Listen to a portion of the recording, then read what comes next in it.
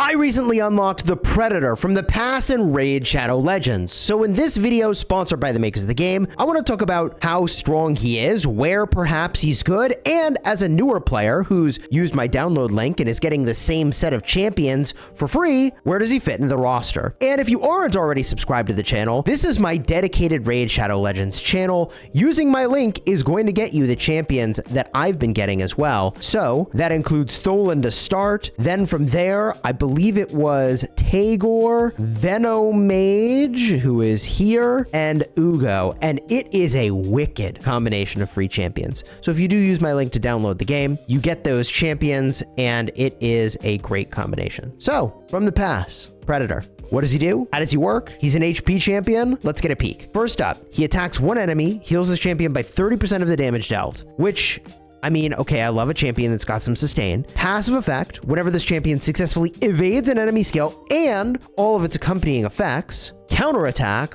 with this skill occurs once per turn. So if you evade, then you get a counterattack with the skill, which means you heal. And your damage is based on HP, which is kind of wild. So HP scaling champion. Okay. Smart Disc level 1 attacks all enemies 2 times. After hitting the initially selected enemy, all other enemies will be hit in a random order. For the first hit, the damage received by the initially selected enemy will be increased. Each subsequent hit after the initial will receive 15% less bonus damage, reduces to 15% bonus damage, also destroys enemy max HP by 30%, stacking up to 50. So this is going to make enemies weaker and weaker, and much more vulnerable to being taken out. I like this. For the second hit, the damage received by the initially selected enemy will be increased by 15% instead of 75, so weaker. And each subsequent enemy hit following the initial will receive 15% more bonus damage. So now we're going up in damage, stacking up to 75.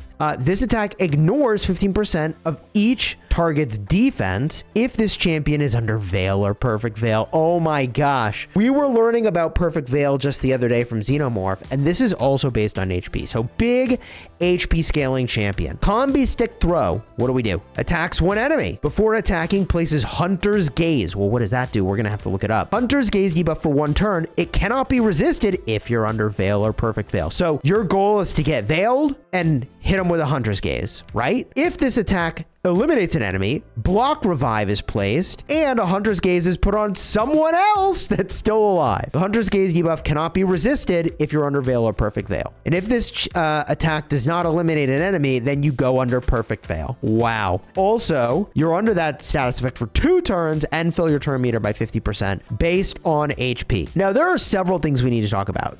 We need to talk about Block Revive. Block Buffs is different, right? Block Revive. Block active skills is a thing. Block Revive. This debuff blocks revive effects. The block revive debuff cannot be blocked. That's funny. That's a tongue twister. Valid throughout the battle. Wow. And where is my Hunter's Mark? Because that, I bet, does more for us. Hunter's Gaze, there it is.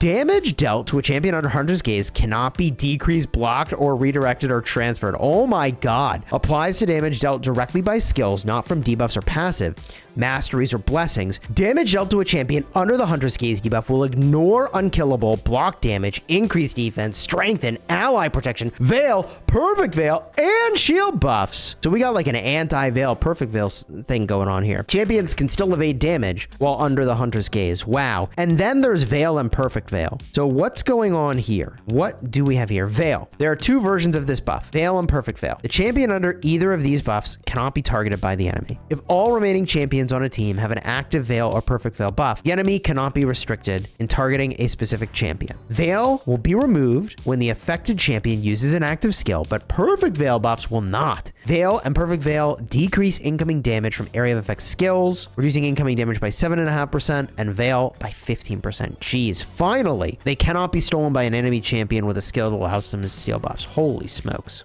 Okay, so there's a lot going on, but the craziest part is that we're not even done yet with his kit. So he's also got this cloak ability. At the start of each round, you go under Perfect Veil. Okay. At the start of each round, places a Perfect Veil buff on this champion for 1 turn. Before this champion takes a turn, also an initial 50% chance to evade an enemy's skill and its accompanying effects. This initial chance reduces to 0 after this champion's first turn in a round. Whenever this champion eliminates an enemy, grants this champion a 20% chance to evade enemy skills and accompanying effects, stacking up to 60%. Holy smokes. Wait, so you get a 50% chance to evade, and up over here, wasn't there something about evading? Wasn't there something somewhere about evading? I can't. Oh, whenever this champion evades, you get a free wrist blades attack. Oh my god. And then the leader skills and aura increase ally HP in arena battles by 35%. Holy smokes.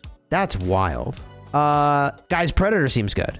Predator seems really good. Like, honestly, it's like, just what if you just avoid the Predator? Because that's crazy. Now, I did get some notes from the my buddy. I've been calling him my coach because he's teaching me how to play Raid Shadow Legends. And what did he say? So his recommendation about Predator, he thinks it's an interesting kit, very strong double hitting nuke, and a passive that makes him great for arena defense because he's got that 50% chance of dodging the enemy nuker if they go first.